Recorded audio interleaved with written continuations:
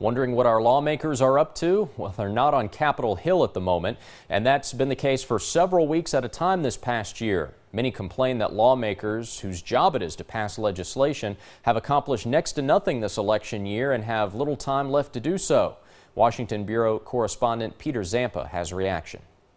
The people's work is not being done. The election distraction. That's how many feel about the lack of work being done on Capitol Hill. Iowa Congressman Dave Loebsack says taking these long recesses, like the current 7.5-week absence, is nonsensical. I think there are folks who do want to work together here, but we've got to put our nose to the grindstone and just make sure that we do it. Texas Congressman Will Hurd says it's not as difficult as it seems to pass legislation. He says it's just about focus and working harder. I think we have had a pretty good track record of success despite the circus environment that you see up here. Thousands of pieces of legislation just like this one will never see the light of day.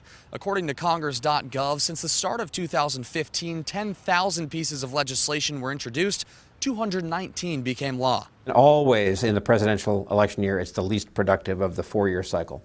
This year seems kind of an exaggeration of that. David Hawkins is a senior editor at Congressional Quarterly. He says this year's early convention schedule, combined with historic divisiveness, has Capitol Hill in a particularly gridlocked state. I think what's dangerous is not just the four-year cycle, but the fact that the Congress has become so polarized and partisan voting is really at a record high. Hawkins says some deals could be made in the so-called lame duck session, the period after the election when lawmakers know whether or not they'll be coming back next year. It's sort of that golden moment where everybody's got politics at their back for a brief period of time and they can afford to make the tough choices. Still 26 days until lawmakers return to Capitol Hill before they take another 6-week break ahead of Election Day. Reported in Washington, I'm Peter Zampa.